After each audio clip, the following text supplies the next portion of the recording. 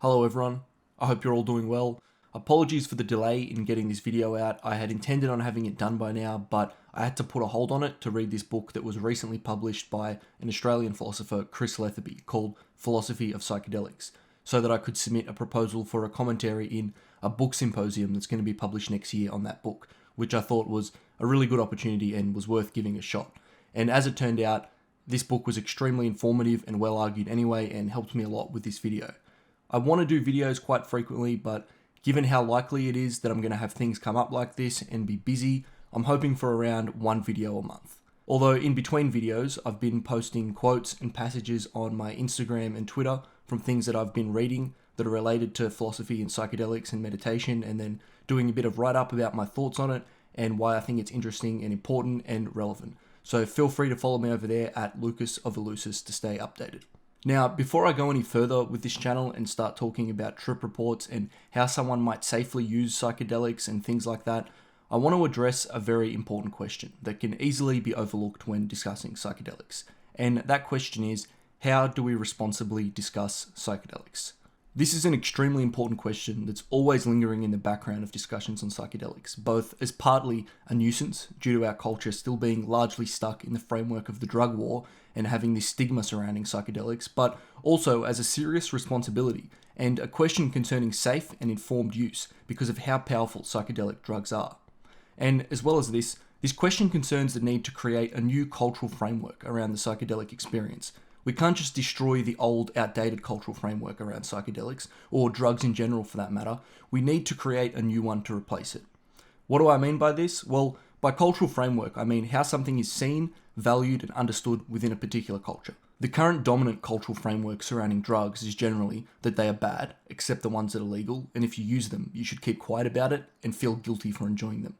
I won't get into all the reasons why this is ridiculous right now. I would refer you to Dr. Carl Hart for that, but obviously, this needs to change, and this is already starting to happen with psychedelics. So, given all of that, there's clearly a need for a new cultural framework and narrative surrounding psychedelics that reflects the true nature of these drugs and how they can be best used in a safe, responsible, and appropriate way to reintegrate their use in our society.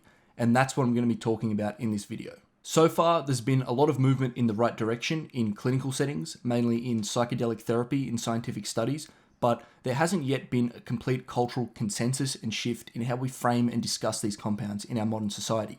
Now, I'm not hoping to lay out the one correct way to discuss and frame psychedelic use and study in society, but I want to both lay out some important points that I think should be considered and that should guide our discussions and use, and also clearly lay out the framework for my own discussion of these drugs and what I think and where I'm coming from. And this will also serve as a disclaimer for this and future videos. So I'm going to first go over some important considerations and general disclaimers, and then talk about what we should bear in mind when discussing psychedelics responsibly, from both the long history of psychedelic use in indigenous cultures and the clinical and scientific use of psychedelics, and what that can teach us about developing a new cultural framework around psychedelics. And then I'll end with my own personal reasons for discussing psychedelics. So firstly, disclaimers. None of what I say is intended to be medical advice or encouragement for anyone to do anything. The most important considerations that I want to highlight here are that psychedelics are not for everyone, and as such, I'm not advocating for any individual to do psychedelics. And this is aside from the issue of the law, because while psychedelics may be physically safe and they may be extremely beneficial and transformative for many people, they may not be psychologically safe for everyone, and at some point I will get into who should definitely not do psychedelics. I'm only presenting information and discussing these compounds. If you wish to do them, that's up to you. I only hope you do them safely and responsibly and are well informed, which is what I'm aiming to help with this channel. I approach psychedelics from the perspective that they are very powerful psychological and spiritual tools that should be approached with care, consideration, respect, intention, and responsibility. And in my discussion, I want to give an accurate understanding, awareness, and education for those who are interested in this area of study, and for those who may be thinking of taking psychedelics themselves, in the hopes that this can lead to safer and more therapeutic and positive journeys, and a way to understand what this experience is and integrate it into one's life. Psychedelics have the power to reliably change your life, and so they should not be done lightly. So, in discussing psychedelics and their use, this is the perspective that I come from. And like I said in the previous video, the effects of these drugs are extremely susceptible to one's mindset and the physical setting that they are taken in. All the scientific evidence aside, which I will get into, it doesn't take much to realise just how powerful and not to be fucked with psychedelics are. Alright, so let's look to the way psychedelics are used traditionally in indigenous cultures to inform our responsible discussion of psychedelics and to give us an idea of what psychedelic use might look like when integrated into a society and culture. So, indigenous cultures such as the Mazatecs in Mexico and different groups in the Amazon in Brazil and Peru, for example, have the benefit of psychedelics having been seamlessly and essentially integrated into their society for thousands of years. They found a place for it and a way to ritualize its use that's both safe and harnesses its potential for good, and is harmonious with their society and beliefs and way of life. The way this is done is within a shamanic framework, meaning that psychedelic use is ritualized under the guidance of a shaman and is directed towards one's personal discovery, learning, and healing. Mircea Eliade, who wrote a very influential book examining the phenomenon of shamanism throughout history, defined shamanism as a technique for attaining ecstasy, which is essentially to say that a shaman is someone who is an expert in attaining and navigating so-called mystical and ecstatic states of consciousness. So, mystical experiences. This is the quintessential feature of moderate to high dose psychedelic use and is a strong indicator of positively transformative and therapeutic outcomes in the scientific studies.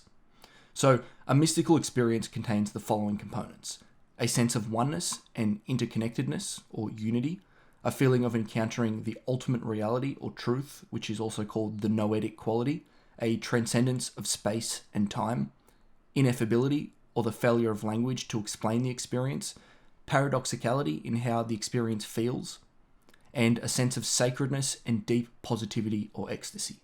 So, when I refer to mystical experiences, it's experiences of this kind that I'm talking about.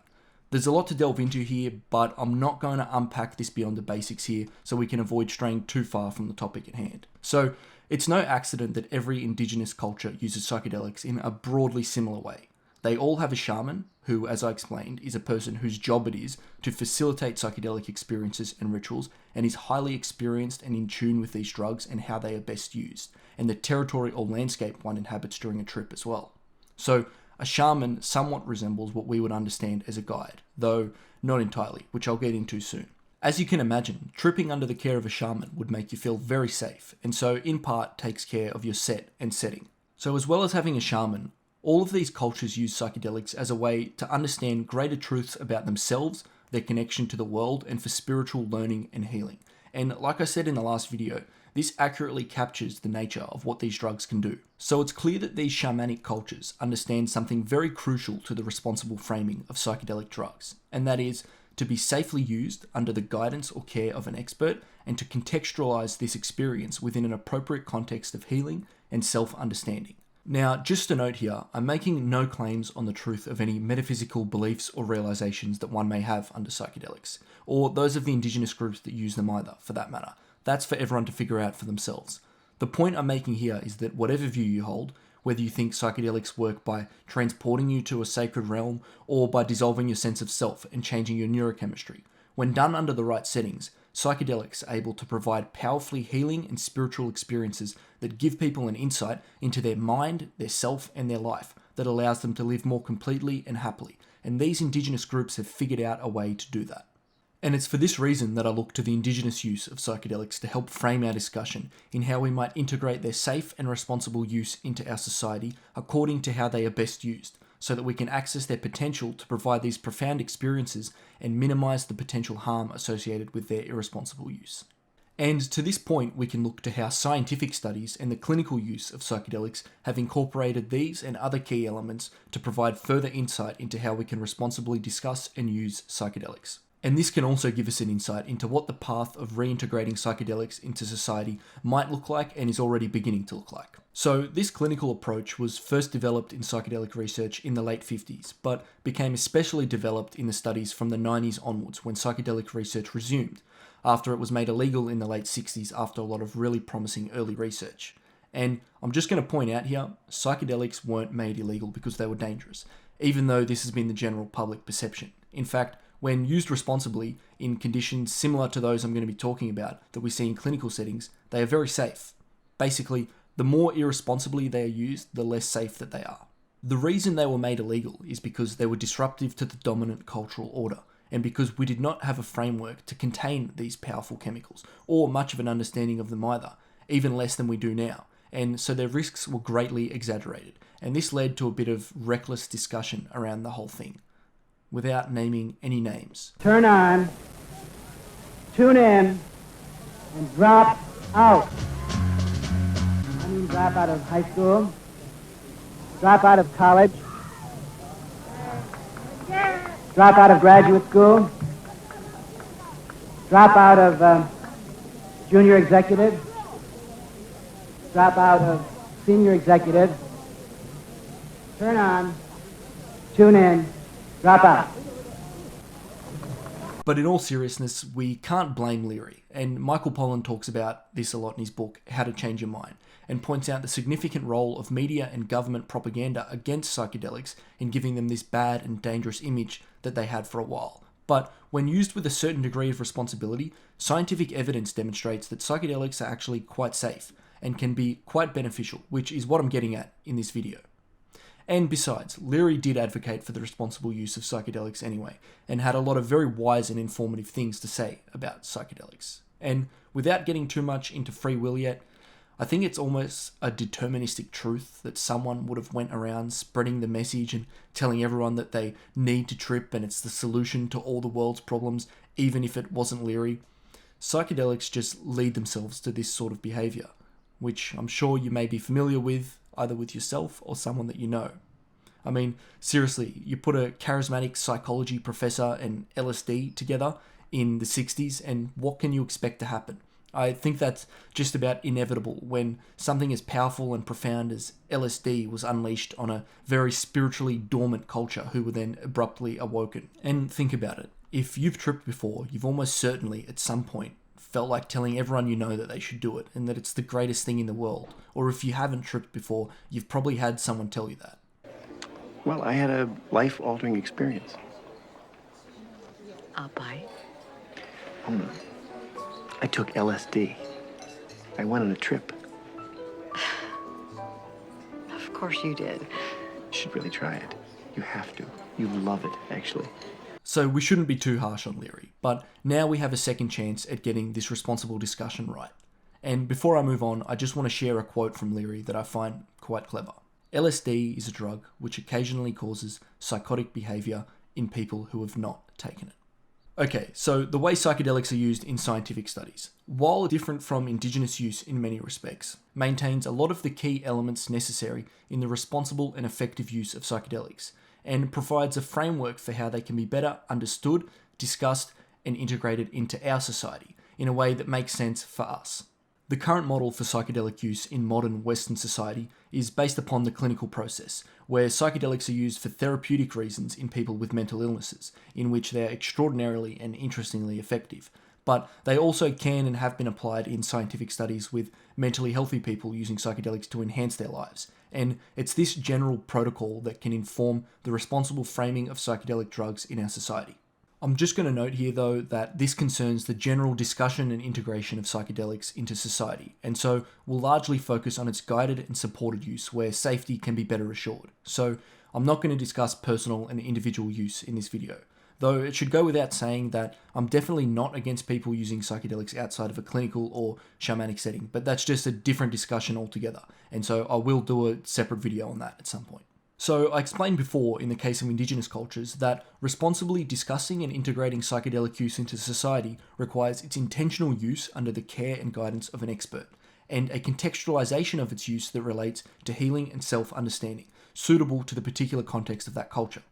And in the way psychedelics are currently used in clinical settings, mainly in what's called psychedelic-assisted psychotherapy, both of these elements are present. According to the protocol outlined by MAPS, the Multidisciplinary Association for Psychedelic Studies, who are a non-for-profit organisation that fund a lot of the studies investigating psychedelics and have advocated for significant legal change in the United States regarding psychedelics, psychedelic use is always done alongside therapy, for both preparation and integration of the experience, with the specific intention of working through whatever psychological issue someone is dealing with, and being open to the experience. These sessions are also done in the presence of trained guides, who are clinical psychologists or psychiatrists that have undergone specific training in the psychedelic experience and how to care for and support someone undergoing this experience. So you can see that in a clinical setting, we have the context of psychological healing and self-understanding and openness as a key component of the experience, which is supported by scientific evidence for its significant benefits to well-being and positive character traits and safety, and this is in the process of becoming accepted as a medical treatment.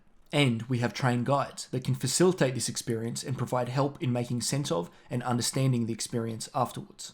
Now, done in this context, psychedelics have a way to be responsibly used and integrated into society as legitimately safe and effective both therapeutically and in the betterment of people without mental illnesses. And this provides a context and framework for use that's both responsible and can be integrated into our society. The founder of MAPS, Rick Doblin, who oversees the policy change for psychedelics with governments and gains approval for studies and trials to be undertaken, has this kind of vision in mind, whereby psychedelics are proven effective and safe as medical treatments and then can be accepted and integrated into society and our culture for non-medical responsible use by those with a license to do so. Like I said, there is a particular way for psychedelics to be discussed and used responsibly. And if we hope for cultural change in the way psychedelics are understood, it's important that we keep this in mind. And I just want to say, I'm not saying that you can't use psychedelics for fun or recreationally or however you wish to use them, but my discussion of psychedelics is not recreational, and I don't view these drugs as recreational at all.